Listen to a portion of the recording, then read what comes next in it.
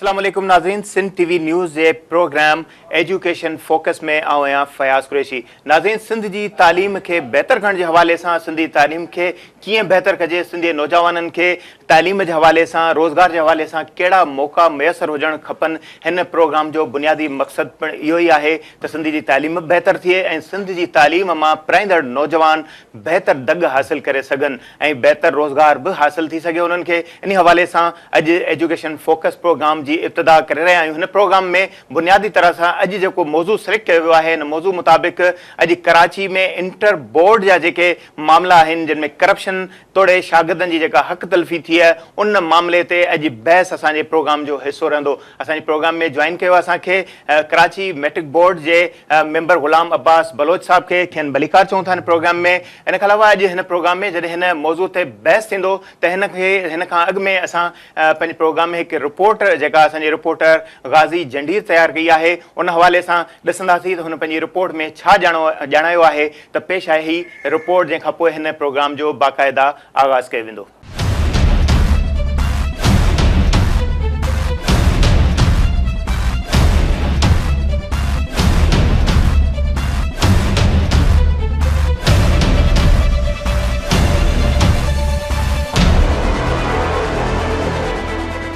Karachi inter board में शागिर्दनि खे रुश्वत एवज़ वाधू मार्कूं ॾियण वारे मेगा स्कैंडल जी जांच शुरू थियण बाद अणऐलानियल मुंझारनि जे वर चढ़ी चुकी आहे। एंटी करप्शन पारां इंटर बोर्ड में कार्रवाई करे प्री मेडिकल जे शागिर्दनि जे 95 पर्चनि में इज़ाफ़ी मार्कूं ॾियण वारी जालसाज़ी जा सबूत हथ अचण खां पोइ वाक़े जी FIR दाख़िल कई वई। पर तालीम जहिड़े शोबे में एॾे वॾे पैमाने ते करप्शन वारे मामले जी जांच पुरसरार नमूने सां कानूनी पेचीदगियुनि जो शिकार थींदे नज़र अचे पई। ज़रियनि मूजिब त वरियनि खां कराची इंटर बोर्ड में जालसाज़ी वारे गोरख धंधे जी मदद सां न रुगो करोड़े रुपया कमाया विया आहिनि, पर इंटर बोर्ड में ॻरी रुश्वत एवज़ नाअहल शागिर्दनि जे इम्तिहानी पर्चनि में वधीक मार्कुनि जो इज़ाफ़ो करे नतीजे में खेनि सुठो ग्रेड ऐं पोज़ीशनूं ॾियण सां हज़ारे अहल ऐं ग़रीब शागिर्दनि जे हक़नि ते धाड़ो पिणु लॻायो वियो आहे। इन हवाले सां शुरूआती तौर ते एंटी करप्शन पारां कार्रवाई जे नतीजे में कुझु हक़ीक़तूं अवाम जे आॾो आयूं आहिनि, पर ज़रियनि मूजिब त बाद में हिकु अहम शख़्सियत जी मुदाख़लत जे करे एंटी करप्शन खातो मेगा स्कैंडल जे मुख्य किरदारनि तां हथु खणी वियो आहे। हींअर इंटर बोर्ड में डेली वेजिस ते मज़दूरी कंदड़ हिकु जूनियर क्लार्क आदिल अनवर एंटी करप्शन पुलिस जी जांच जे नतीजे में जेल में बंद आहे। एंटी करप्शन पारां तहवील में वरतल बोर्ड जो डिप्टी कंट्रोलर दबेर अहमद बाद में ज़मानत ते आज़ाद थी चुको आहे, जॾहिं त जांच दौरान हींअर ताईं इंटर बोर्ड जे 9 मुलाज़िमनि जा बयान कलमबंद कया विया आहिनि। ज़रिया इहो बि ॿुधाइनि पिया त गिरफ़्तार क्लर्क आदिल अनवर पुछा गाछा दौरान एंटी करप्शन आॾो 1100 खां वधीक शागिर्दनि जे इम्तिहानी रिज़ल्ट में फेरफार करण जो एतराफ़ पिणु कयो आहे। पर हैरत जहिड़ी ॻाल्हि इहा आहे त इन हवाले सां एंटी करप्शन खाते जी जांच रुगो क्लर्क ताईं महदूद थी चुकी आहे ऐं क़ौम जे मुस्तक़बिल सां रांदि कंदड़ कराची इंटर बोर्ड जे मुख्य किरदारनि ते कख रखण जी कोशिश कई पई वञे। ॿिए पासे नेब पारां पिणु कराची इंटर बोर्ड जे चेयरमैन अनवार अहमद ज़ई खे करप्शन ऐं जालसाज़ी जे इल्ज़ामनि हेठि गिरफ़्तार कयो वियो आहे। ज़रियनि मूजिब त बोर्ड चेयरमैन ख़िलाफ़ करप्शन, इम्तिहानी नतीजनि में फेरफार ऐं गैर कानूनी भर्तियुनि जा सबूत आहिनि। पर अजब जहिड़ी ॻाल्हि इहा आहे त नेब पारां हिक पासे करप्शन जे इल्ज़ाम हेठि बोर्ड जे चेयरमैन खे गिरफ़्तार कयो वियो आहे त ॿिए पासे वरी DG नेब बोर्ड जे कंट्रोलर इमरान अहमद चुश्ती सां गॾु प्री इंजीनियरिंग जा नतीजा पधरा करण वारी तक़रीब में शिरकत करे आम माण्हुनि खे अचरज में विझी छॾियो आहे। अजब अंदाज़ आहे नेब जी करप्शन ख़िलाफ़ जांच जो हिक पासे कराची इंटर बोर्ड जे चेयरमैन अनवार अहमद ज़ई ख़िलाफ़ करप्शन जे इल्ज़ामनि हेठि जांच हलंदड़ आहे त ॿिए पासे संदसि मातहत कमु कंदड़ कंट्रोलर इमरान अहमद चुश्ती सां गॾु DG नेब जहिड़े आला उहिदे ते मुक़रर अहम शख़्सियत तक़रीब में गॾु नज़र अचे थी। कराची इंटर बोर्ड पारां ग़रीब शागिर्दनि सां थियल नाइंसाफ़ियुनि जो तदारुक केरु कंदो?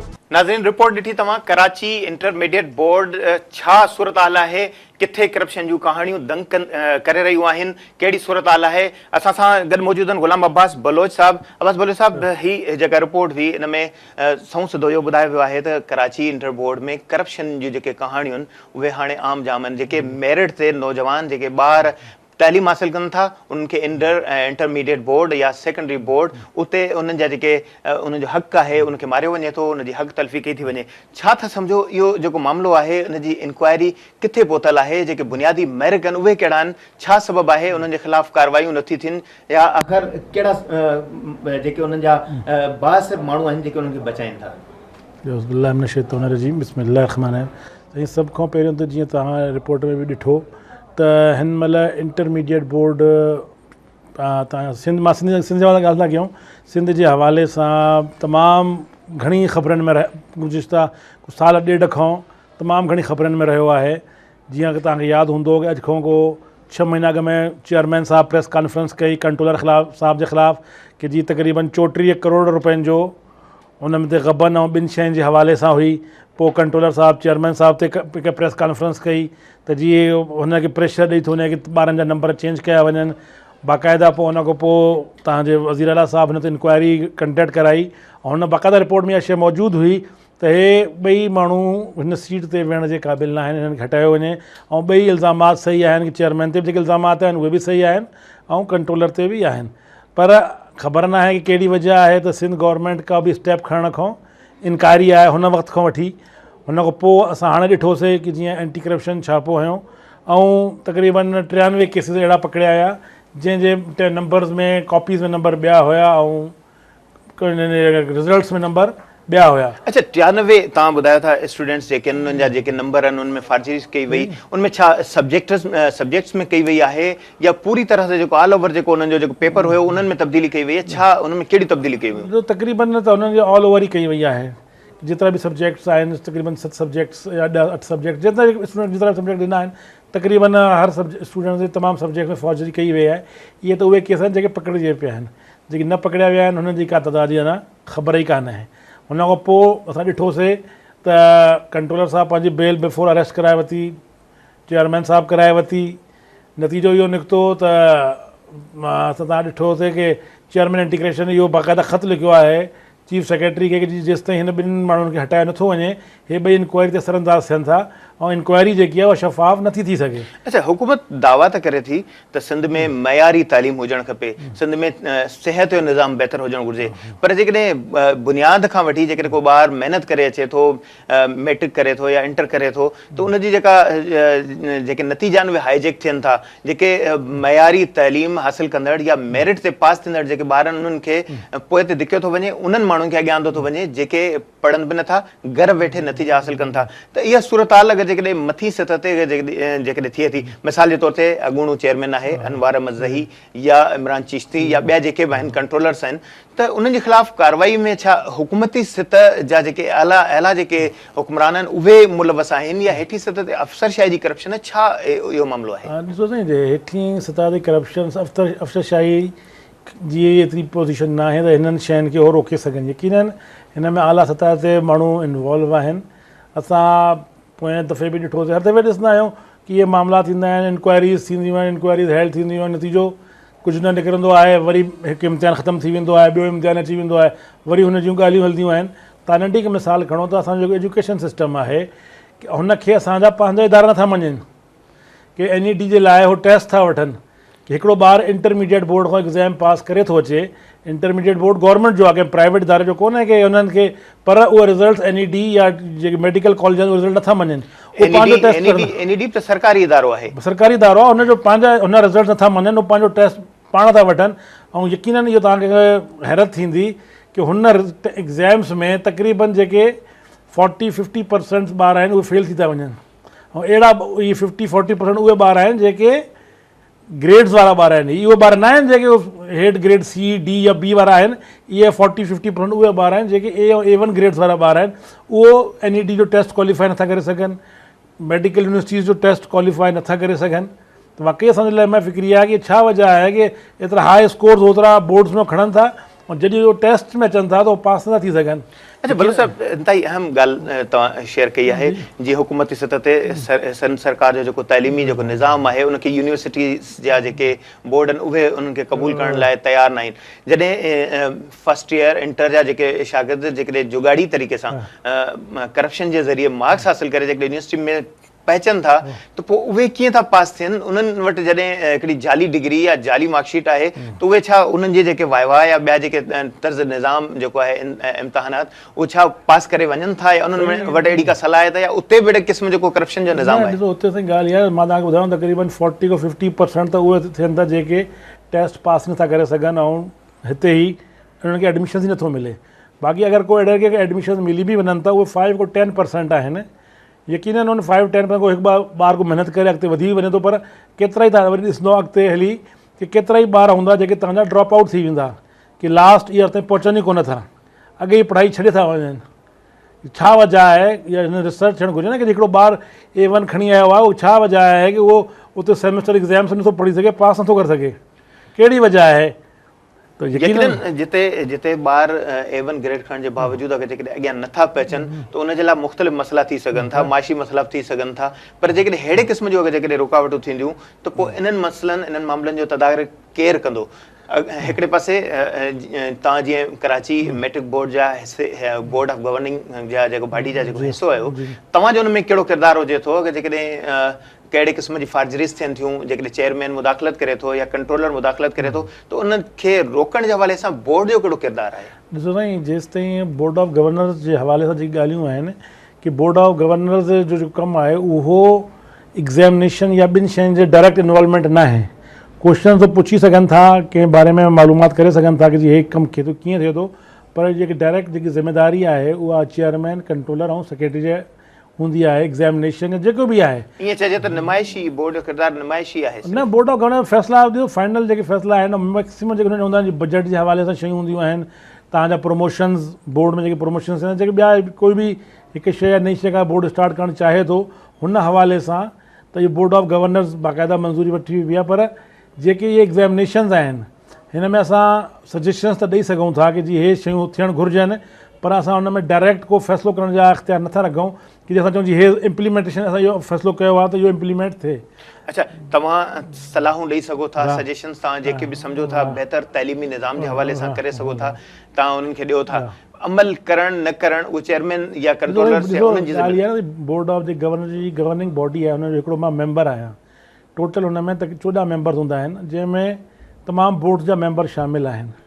त जॾहिं बि काई ॻाल्हि अचे थी या को वोटिंग जो प्रोसेस थिए थो, यकीन जॾहिं वोटिंग थींदी त उहो जेके चेयरमैन्स आहिनि उहे उन्हनि जी साइड जा आहिनि, उन्हनि जा पेटी भाउ आहिनि, त यकीन उहो हुनखे ई सपोर्ट कंदा। पंहिंजो हुननि खे ख़बर आहे कि जी अॼु असां हिनखे सपोर्ट कंदासीं, सुभाणे इहे ई माण्हू असांजे बोर्ड में ईंदा। गवर्निंग बॉडी में सरकारी डेज़िग्नेशन रखंदड़ माण्हुनि जी अक्सरियत आहे, जंहिं सबबु बोर्ड जी बहितरी जे हवाले सां कदम नथा खणी सघनि। त पोइ इहो बोर्ड जो निज़ाम बहितर कीअं थींदो? उन जे लाइ कहिड़ी तजवीज़ सम्झो था हुजणु खपे जो बोर्ड जो निज़ाम बहितर थिए?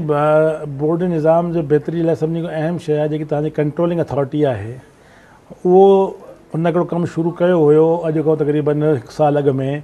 बाक़ाइदा इश्तिहार ॾिया विया कंट्रोलर, चेयरमैन, सेक्रेटरी जे लाइ, ऐं इहो चयो वियो कि जी असां हिन जी जेकी भर्ती आहे उहा मेरिट ते थींदी, कि बाक़ाइदा इश्तिहार आयो, इंटरव्यू थींदा, टेस्ट थींदा, ऐं पोइ जेकी आहे हिकु क्राइटेरिया ठाहियो वियो कि हे क्राइटेरिया चेयरमैन जो आहे, सेक्रेटरी जो आहे, कंट्रोलर जो आहे, हिन क्राइटेरिया जेके अचनि था हुननि खे असां अपॉइंटमेंट ॾींदासीं। पर बदकिस्मती चओ अञा ताईं तक़रीबन साल गुज़रण जे बावजूदि हुन ते को बि पेशरफ़्त न थी सघी आहे, ऐं उहे ई जेके माण्हू अॻ में वेठा आहिनि उहे ई अञा बि वेठा आहिनि, को चेंजिस न थी आहे। जेसि ताईं तव्हां हिन पोस्टनि ते मेरिट ते माण्हू न आणींदव, जेसि ताईं तव्हां हिन पोस्टनि ते क़ाबिल माण्हू न आणींदव, यकीनन इदारनि खे सफ़र करिणो पवंदो। ॻाल्हि आहे मेरिट जी ऐं मेरिट खे अहमियत ॾियण जी। मेरिट खे लताड़ मेरिट ॾियण वारनि जे हथां थिए थो, पर बदकिस्मती सां उहे जेके मेरिट ॾियण वारा आहिनि उन्हनि जे कंहिं मेरिट जो तसलसल नथो हले।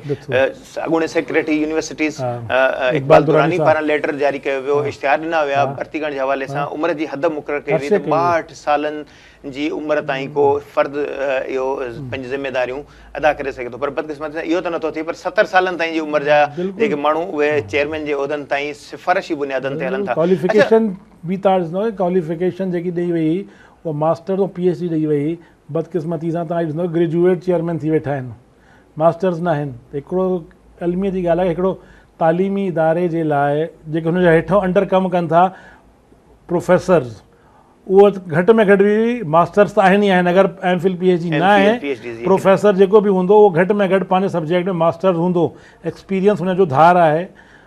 MPhil PhD बि हूंदा पर मास्टर्स त मिनिमम आहे, पर जेको चेयरमैन आहे उहो इंटर जस्ट ग्रेजुएट आहे। त इहे तमामु शयूं मौजूदु आहिनि।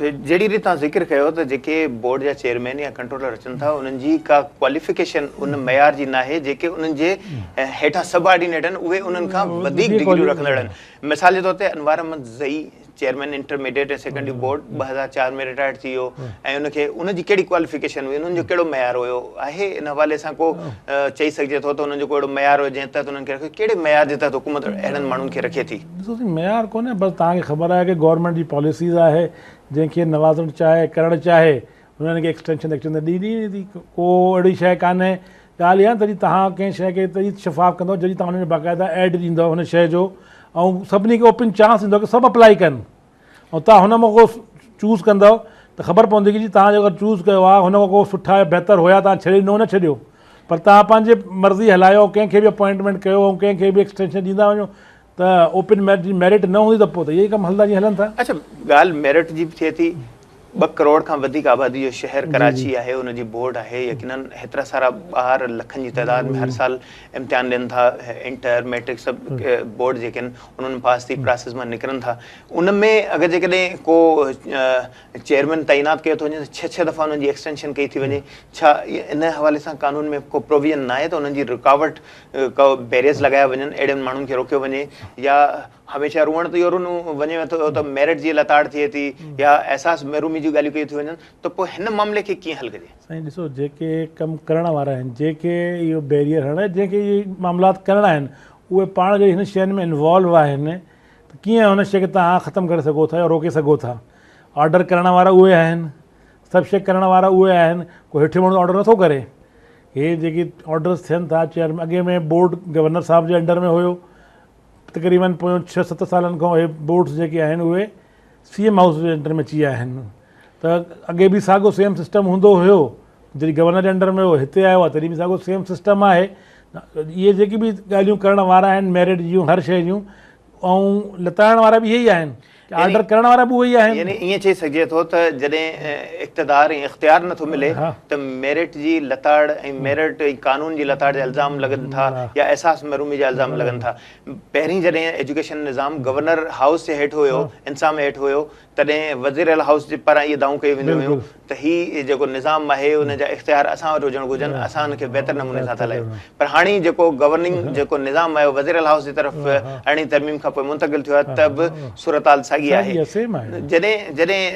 जॾहिं 12 सालनि खां वठी सिंध ते हिकु ई गवर्नर मुक़ररु हुजे ऐं 12 सालनि खां वठी हिकु ई निज़ाम जेको गवर्नर हाउस खां CM हाउस ताईं शिफ्ट थियो आहे, का तब्दीली नथी अचे, त पोइ हुनखे बहितर केरु कंदो? साईं ॾिसो, बहितर करण जी ज़िमेदारी त पॉलिटिशियंस ते आहे की हे जंहिं मां ॻाल्हि कई न, ॾिसो गवर्नर हाउस में निज़ाम हुयो या हाणे CM हाउस में अची वियो आहे निज़ाम, ॻाल्हि इहा आहे की जेसिताईं तव्हां मेरिट न कंदव, सिर्फ़ु ॻाल्हियूं कंदव मेरिट जूं, जॾहिं तव्हां मेरिट फॉलो न कंदव त यकीनन इहो लॉस असांजे पंहिंजे ॿारनि जो लॉस आहे। इहे जेके ॿार पढ़नि था, जेके बि प्रोसेस में गुज़रनि था, जेको डिसहार्ड थियनि था, तव्हां ॾिसो था हालात जेके बि मुल्क सां शयूं, असां ॻाल्हि कयूं ख़ुशूसन सिंध जी ॻाल्हि था कयूं, हुन में कराची जी अगरि ॻाल्हि था कयूं, तव्हां जेके ॾिसो था शयूं, हुन जा ज़िमेदार असां पाण आहियूं। असां जॾहिं हुननि खे इहा अहसास महरूमी ॾियूं था, उहो ॾिसनि था की जी मां एतिरी महिनत कयां थो ऐं हिकिड़ो माण्हू ॿारु कुझु नथो करे ऐं उहो मां खां अॻिते थो निकिरी वञे, यकीनन ॿार हुन में अहसास महरूमी पैदा थींदी हिन शयुनि खे ॾिसंदो। 93 ॿारनि जो तव्हां ज़िक्र कयो त 93 ॿार जेके आहिनि उन्हनि जी जेके हक़नि जी लताड़ थी आहे, त इन मौज़ूअ ते कंटिन्यू बहस कयूं था। वक़्तु ब्रेक जो नाज़रीन, वक़्तु ब्रेक जो वठूं था शॉर्ट कमर्शियल ब्रेक।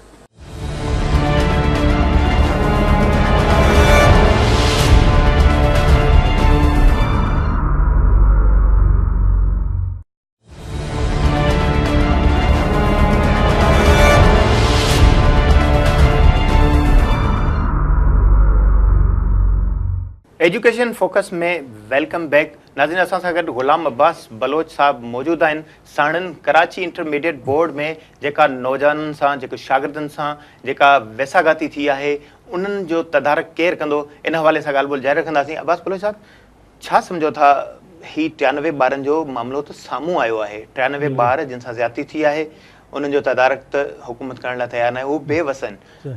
जॾहिं त इख़्तियार रखंदड़ जेके चेयरमैन, कंट्रोलर या नाज़िम इम्तिहानात आहिनि जेके, उहे बाख्तियार आहिनि। बे इख़्तियार ऐं बाख्तियार जो मुहासिबो कीअं थींदो ऐं इंसाफ़ कीअं थींदो। हीअ त ज़ाहिरी तौर ते रिकॉर्ड साम्हूं जेको आयो आहे उन मुताबिक़ 93 शागिर्द के उन्हनि जी हक़ तलफ़ी थी आहे, उन्हनि जी मार्कुनि में फार्जरी कई वई आहे, A1 या A+ या अहिड़े क़िस्म जी मार्कशीट्स जेके ठाहियूं वयूं आहिनि पंहिंजनि माण्हुनि खे नवाज़ण जे हवाले सां कोशिशूं थियूं आहिनि। त हीअ जेका हक़ तलफ़ी थी आहे हीअ त सवनि न हज़ारनि न लखनि ॿारनि सां केतिरे सालनि खां तसलसल थी आई आहे, थींदी रही आहे, उनजो तदारक कीअं थिए? साईं ॾिसो, हिन जे हवाले सां तदारुक जे लाइ पहिरीं शइ आहे त अॻु में मैरिट ते माण्हू अपॉइंट थियनि। ॿी ॻाल्हि जेकी सभिनी खां अहम आहे कि जेकी इंक्वायरी थिए थी उहा शफ़ाफ़ थिए ऐं हुनजो नतीजो आवाम खे ॿुधायो वञे भई हे इंक्वायरी थी, हिन जा हे रिज़ल्ट्स आया। असां ॾिसूं था कि जी इंक्वायरी थींदी आहे, इंक्वायरी हलंदी आहे ऐं किथे पहुचंदी आहे ऐं किथे ख़तमु थींदी आहे, का ख़बर कान पवंदी आहे। त हिन जे लाइ सभिनी खां पहिरीं अहम शइ इहा आहे कि इंक्वायरी कई वञे, जिन जे लाइ मां अॻु में ज़िक्र कयो कि जीअं चेयरमैन एंटी करप्शन साहिबु लिखियो आहे कि जेसिताईं जेके पोस्टनि ते माण्हू मौजूदु आहिनि हिननि खे हटायो न वेंदो, इंक्वायरी नथी थी सघे। हुन लाइ रिकॉर्ड्स हुननि वटि पिया आहिनि, उहो पंहिंजी मर्ज़ी सां रिकॉर्ड शो था कनि, पंहिंजी मर्ज़ी सां रिकॉर्ड ॾेखारीनि था, जेको खपे थो ॾियनि था, जेके नथो सम्झनि था उहो पंहिंजे ख़िलाफ़ु आहे उहो नथा शो कनि।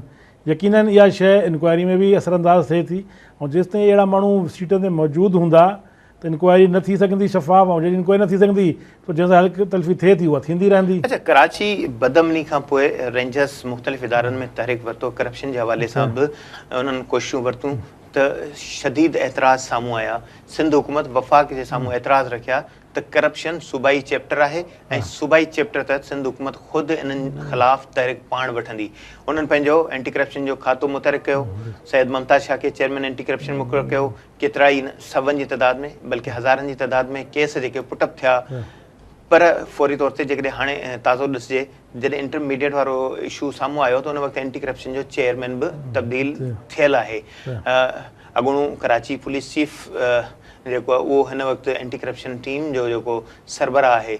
हाणे जॾहिं मुमताज़ शाह जे हटण खां पोइ नए चेयरमैन जे अचण खां पोइ छा सम्झो था त एंटी करप्शन जो खातो मुतहरिक आहे, उहो पंहिंजी कारकर्दगी खे उन क़िबले मुताबिक़ हलाए सघंदो? इहे जेका हेॾी वॾी जेका 20, 21, 22 ग्रेडी पोस्टुनि जे तहत करप्शन थी आहे, छा हू हिन मामले खे बहितर अंदाज़ सां रिमूव करे सघे थो? इहो त ॾिसो न, हाणे असां हिन अंदाज़ो कोन्हे इंक्वायरी कहिड़ी लेवल ते आहे, छा थी हले, पर जेकी सभिनी खां अहम ॻाल्हि आहे त जीअं असां अॻु में बि डिस्कस कयोसीं त हिन में जेकी इन्वॉल्वमेंट आहे असांजे पॉलिटिशियन्स जी या हायर अथॉरिटीज़ जी, हुनजी इन्वॉल्वमेंट केतिरी आहे इहो ॾिसणो पवंदो। हुनजी इन्वॉल्वमेंट हिन मामलनि में केतिरी आहे ऐं उहो केतिरो फ्री हैंड ॾियनि था।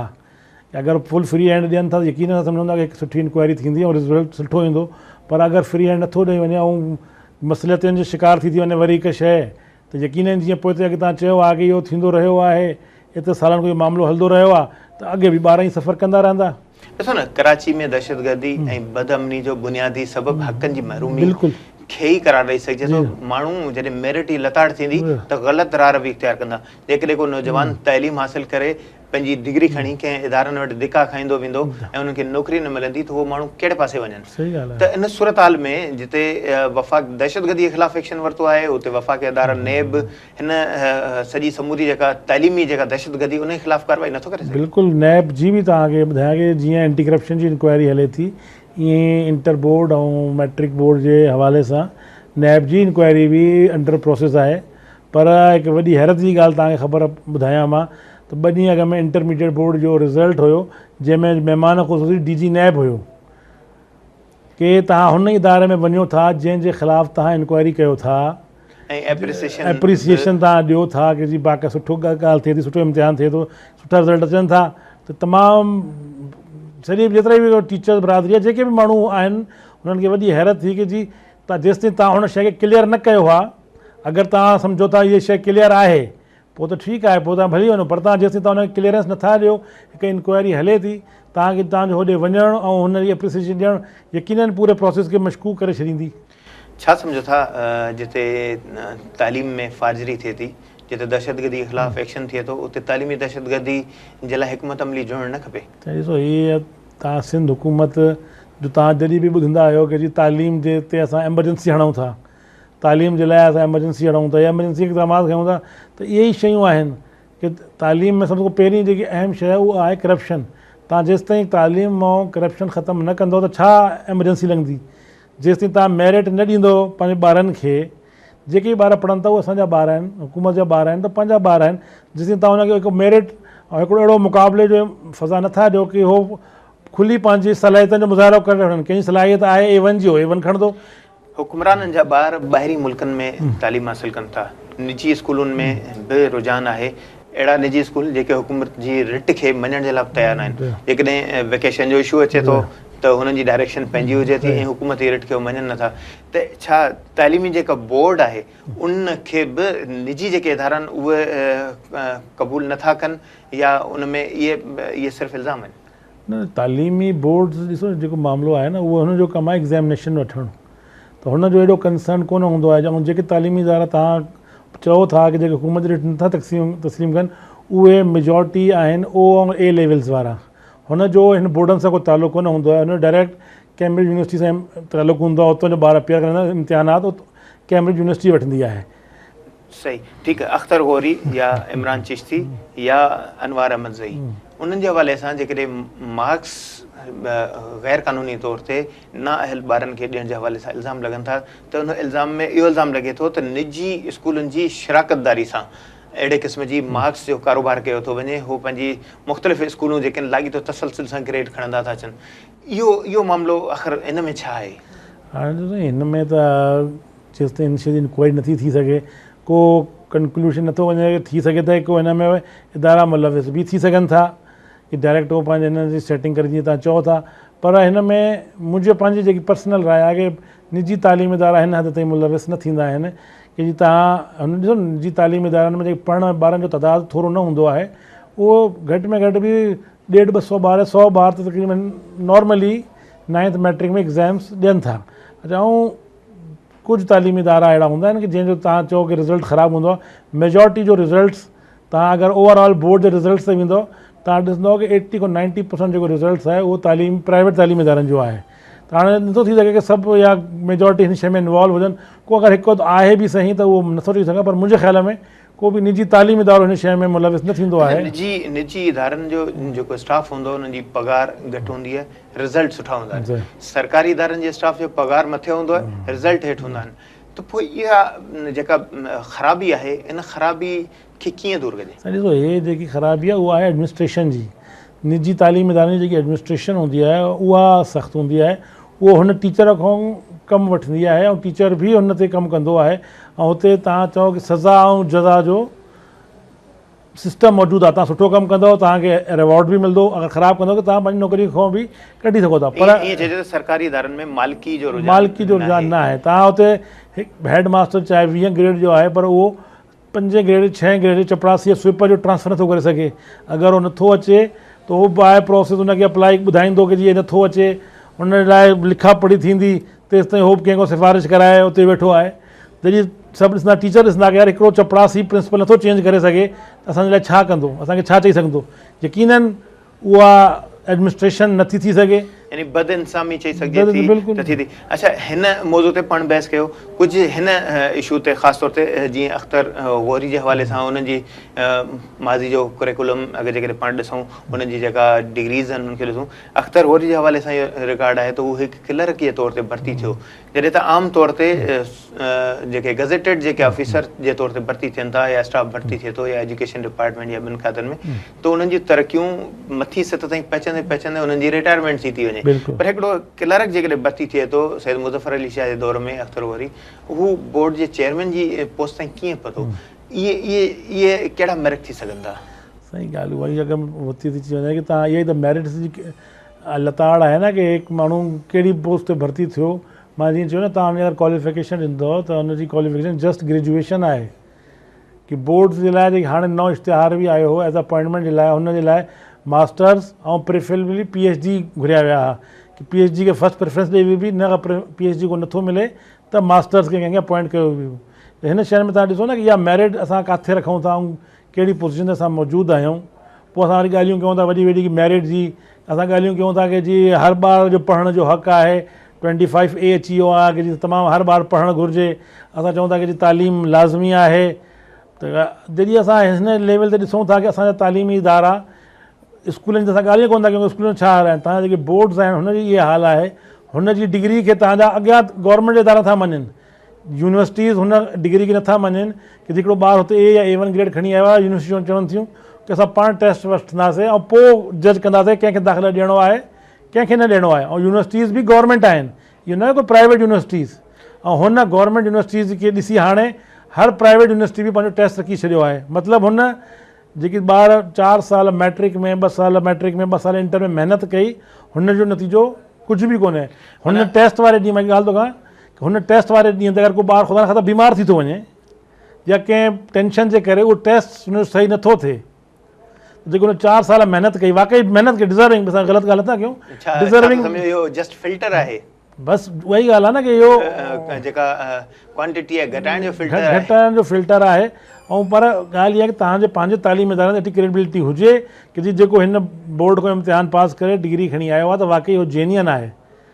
टेस्ट वठण जो छा मक़सदु आहे? असांजो सुवालु इहो हूंदो आहे, या त तव्हांजा बोर्ड साहिब सही कयो कि बोर्ड में वाक़ई का गड़बड़ आहे कि जेकी यूनिवर्सिटीज़ हुन शइ खे नथियूं मञनि, वाक़ई का गड़बड़ आहे त हुन गड़बड़ तव्हां सही ऐं ॾिसूं था जेकी ख़बरूं अचनि थियूं उहे हुन शइ खे अञा तक़वियत ॾियनि थियूं कि वाक़ई का गड़बड़ आहे।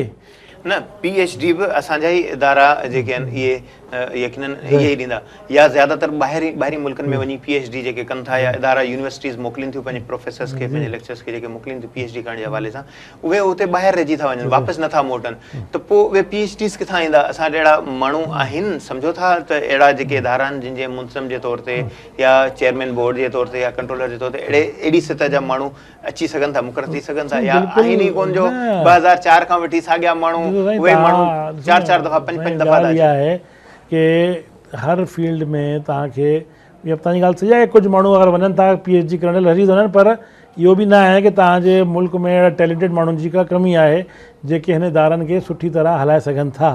पर ॻाल्हि इहा आहे कि तव्हां हुननि खे मौक़ो त ॾियो। किथे ईअं त न आहे माफ़िया जो होल्ड आहे ऐं उहे नथा चाहिनि त ॿिया जेके माण्हू आहिनि, जेके पढ़ियल गढ़ियल माण्हू आहिनि, जेके उन शोबनि में अचनि ऐं तदरीस जे शोबे खे पंहिंजो हिकिड़ो कैरियर बनाइनि? साईं ॾिसो, माफ़िया छा आहे?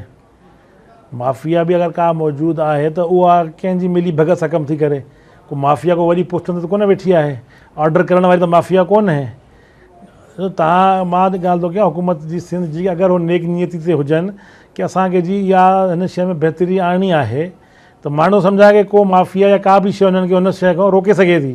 ॾिसो न, माफ़िया जे हवाले सां जेकॾहिं ज़िक्र कजे, अनवार अहमद ज़ई पाण चेयरमैन इंटरमीडिएट बोर्ड, संदसि हिकिड़ो भाउ अनवर ज़ई, उहो हैदराबाद बोर्ड जो कंट्रोलिंग जेको आहे उहो इख़्तियार रखंदड़ आहे। हिन खां पोइ ॿियो भाउ आहे मशकूर ज़ई, उहो मीरपुर ख़ासि में जेको आहे उहो त क्लर्क, बाद में अरिड़हें ग्रेड में तरक़ी थी, पोइ मीरपुर ख़ासि बोर्ड जो जेको अहम अहदो जेको आहे हज़ूर ज़ई, चोथों भाउ आहे हुनजो।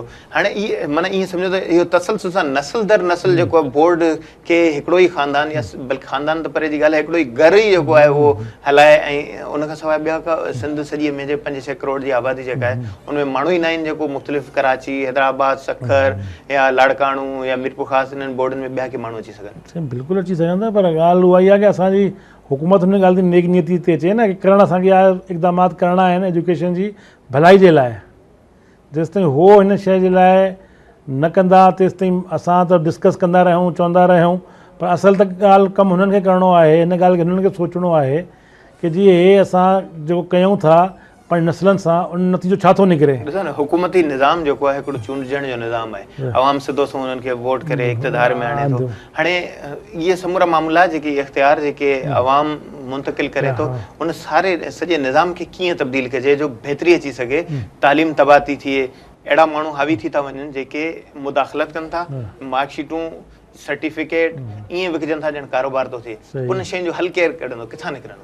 साईं ॾिसो, हल त आख़िर अगरि अवाम इहो फ़ैसिलो करे त जेके असां चूंडिया आहिनि ऐं को हो रिज़ल्ट नथा ॾियनि त ॿियनि खे बि आज़मायो वञी सघे थो, ॿियनि खे बि मौक़ो ॾेई वञी सघे थो, ताकी हुननि खे बि ख़बर पए कि जी पोयनि सां हुननि कमु न कयो आहे त यकीननि असांखे का न को डिलीवर करिणो पवंदो। ऐं चवणनि सां, बयाननि सां कुझु कोन थींदो आहे। अॼुकल्ह त मीडिया मुंहिंजे ख़्याल में एतिरो एक्टिव आहे त उहो हर शइ ॾिसाए थो, हर शइ ॿुधाए थो, त आम माण्हू खे बि हर शइ जी नॉलेज आहे। अॻे हूंदो हो कि जी माण्हुनि खे शायदि ख़बर न पवंदी हुई, पर अॼुकल्ह त नंढे खां नंढी ॻाल्हि, वॾे खां वॾी ॻाल्हि, हर शइ मीडिया ते अचे थी, हर शइ, बल्कि हाणे त लाइव जो ज़मानो थी वियो आहे। तव्हां सम्झो था त मीडिया खे एतिरो पावर आहे, उहो अवाम खे आगाह करे ऐं अवाम उन चवण ते हले ऐं तब्दीलियूं आणे? आख़िरी सवाल वठूं था। जी साईं, बिल्कुलु। ॾिसो, मीडिया तमामु अहम किरदारु अदा करे थो माण्हुनि जी राय ठाहिण में। तव्हां ॾिसो न की कीअं तव्हां अगरि ॿाहिरि मुल्कनि जी मिसाल खणो त बाक़ाइदा हुते मीडिया खे इस्तेमालु कयो वञे थो। कंहिं को बि अगरि फ़ैसिलो करिणो हूंदो आहे गवर्नमेंट खे अॻ में त उहो मीडिया जे थ्रू आहिस्ता आहिस्ता उहो आवाम खे हुन शइ जी ब्रीफिंग ॾेई उहो हुननि जो माइंड सेट ठाहे छॾींदा आहिनि की जी हे थियण वारो आहे, त जी इहो फ़ैसिलो थींदो आहे त यकीनन अवाम उन लाइ मेंटली तयारु हूंदा आहिनि। अवाम मेंटली तयारु हूंदो, दुनिया में ईअं थिए थो, मीडिया यकीनन इहो किरदारु अदा करे थो, पर असां वटि अहिड़े क़िस्म जी यकीनन सम्झां थो एतिरी शौर जी आगाही न आहे। प्रोग्राम जो वक़्तु पूरो थो थिए, न त वधीक अञा हिन मामले ते बहस करे सघिजे थो। नाज़रीन, एजुकेशन फोकस प्रोग्राम में असां कोशिशि कई त कराची बोर्ड में जेके मामला आहिनि, करप्शन जा जेके मसइला आहिनि, उन्हनि जो ख़ात्मो अचे ऐं बहितरी जे हवाले सां हुकूमती क़दम खजनि। हुकुमराननि खे ई फ़ैसिलो करिणो आहे त तालीम ऐं तदरीस खे बहितर कीअं कजे। इन हवाले सां आख़िरी फ़ैसिलो हुकूमत ई करे सघिजे थी। पंहिंजे मेज़बान फयाज़ कुरैशी खे ॾींदा इजाज़त।